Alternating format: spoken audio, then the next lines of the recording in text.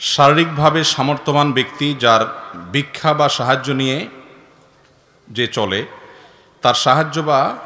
তাদের সাহায্য বা ভিক্ষা বা সাহায্য না দিলে গুনাহ হবে কিনা। শারীরিকভাবে সক্ষম, চাইলেই উপার্জন করতে পারেন অথচ ভিক্ষা করেন, এরকম ব্যক্তিকে ভিক্ষা না দিলে গুনাহ হবে কিনা।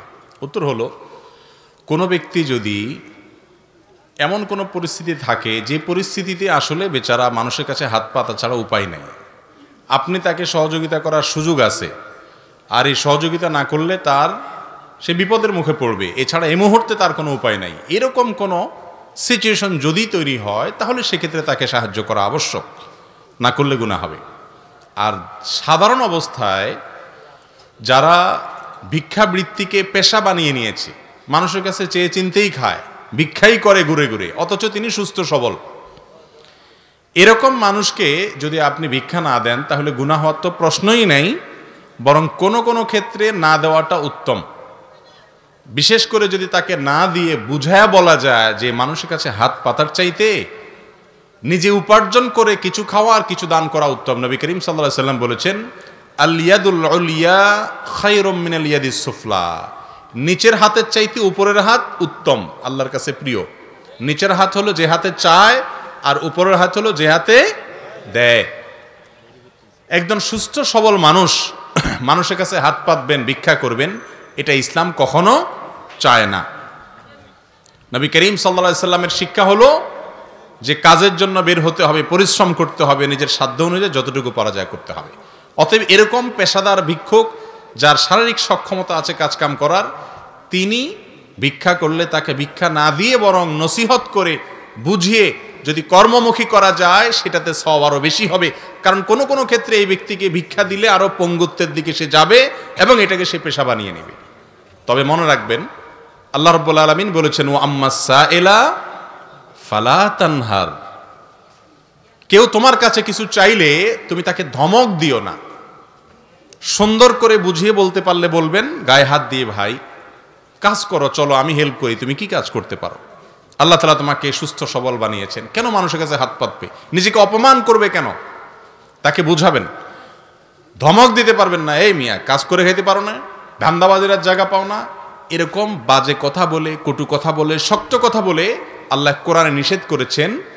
যারা চায়, আপনার কাছে প্রার্থনা করে, জানসা করে, ভিক্ষা করে, তাদেরকে আপনি ধমক দিবেন না, সুন্দর করে বুঝিয়ে বলতে পারলে বলবেন, আর না পারলে আপনার রাস্তায় আপনি যাবেন, কিন্তু ধমক দেওয়া যাবে না। আজকে সম্ভবত ঢাকায়, না জানি গতকালকে আমি আসছিলাম কোন এক জায়গা থেকে, দেখলাম একটা রিকশার পেছনে লেখা, এই রিকশার চালক নামটা কি যেন, শেষে লেখা আছে প্রতিবন্ধী। আমি চিন্তা করলাম, রিকশা চালাচ্ছে আবার প্রতিবন্ধী, পেছনে লেখা আছে, কে দেখি, একটু পরে ঘুরে দেখি বেচারার পাও নাই, একটা পাও নাই, আরেকটা পাও আছে, সেই একটা পাও দিয়ে সে রিকশা চালাচ্ছে।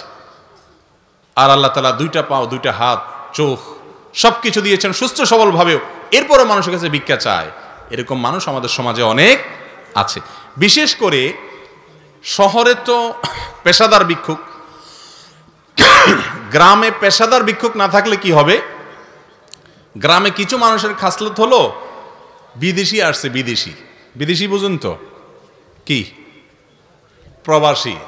আমি প্রবাসীদেরকে বলি, ভাই রে, আপনাদের মতো কপাল পড়া দুনিয়াতে আর কেউ নাই। আমি নিজেও প্রবাসী ছিলাম, আমারও কপাল পড়া ছিল এক সময়, এখন ভালো হয়ে গেছে, পড়া নাই আর কপাল। তার মানে কপাল পড়া বলে এই জন্য বললাম যে প্রবাসী বেচারারা, তাদেরকে দেশে আসলে সবাই এলাকার মানুষ, গ্রামের মানুষ বলে বিদেশি। মানে কি, মানে এটা আমাদের দেশি না, এটা বাইরে থাকে, লুটে পুটে খাও যার যা মনে চায়। আর যখন সৌদি আরব যায় বা মিডিল ইস্টে যায়, বিদেশে যায়, ওখানকার লোকেরা বলে হাজা আজনবী। বুঝেন হাজা আজনবী মানে এ বিদেশি। তো আমি বলি, আপনাদের দেশ কোথায়? আপনাদের দেশ হলো আকাশের উপরে, যতক্ষণ বিমানে থাকেন ওইটাই আপনাদের দেশ।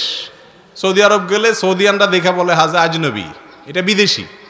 আবার দেশে আসলে গ্রামের মানুষ বলে বিদেশি।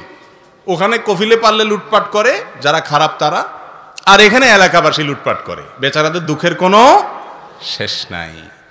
তো যেটা বলছিলাম, গ্রামে অনেক আছে, বিদেশি আসুক বা ঢাকা থেকে কেউ আসুক, দরকার নাই তবুও হাত পেতে বসে থাকবে, আছে না নাই?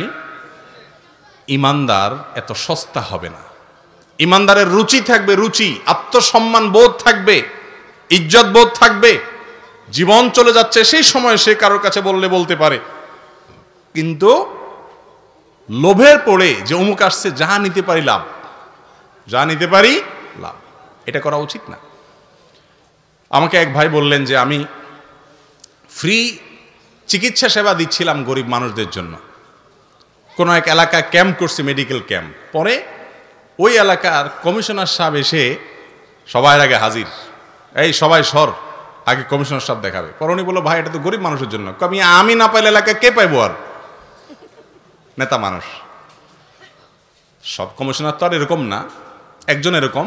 হুজুরদের মধ্যে যেরকম ভালো মন্দ আছে, সব সার্কেলেই ভালো বা মন্দ মানুষ আছে। তো যেটা বলছিলাম, সুস্থ সবল মানুষের জন্য ভিক্ষা করা এটা ইসলামে জায়েজ নাই, নবী করিম সাল্লাল্লাহু আলাইহি সাল্লামের শিক্ষা না। আল্লাহ কোরআনে বলেছেন, ফাইদা কুদিয়াতিস সালাতু ফান্তাশিরু ফিল আরদ, নামাজ শেষ, বের হয়ে পড়ো মসজিদ থেকে, ওয়াবতাগু মিন ফাদলিল্লাহ, আল্লাহর জমিনে রিজিক পড়ে আছে সেগুলো অন্বেষণ করে এনে পরিবারের ভরণ-পোষণ দাও, নিজের ভরণ-পোষণ করো। এই জন্য আমরা পরিশ্রম করবো ইনশাআল্লাহ, ঠিক আছে? তো যারা গ্রামের মানুষ আমরা আছি, প্রবাসী আসুক, বিদেশ থেকে কেউ আসুক, ঢাকা থেকে কেউ আসুক, কোটি টাকা নিয়ে আসুক, যার অভাব আছে সে নেক, আমি হাত পাতবো না। আমি গরিব মানুষ হতে পারি কিন্তু ইজ্জত বিলাবো না, চেষ্টা করবো তো ইনশাআল্লাহ। আল্লাহ তাআলা আমাদের তৌফিক দান করুন।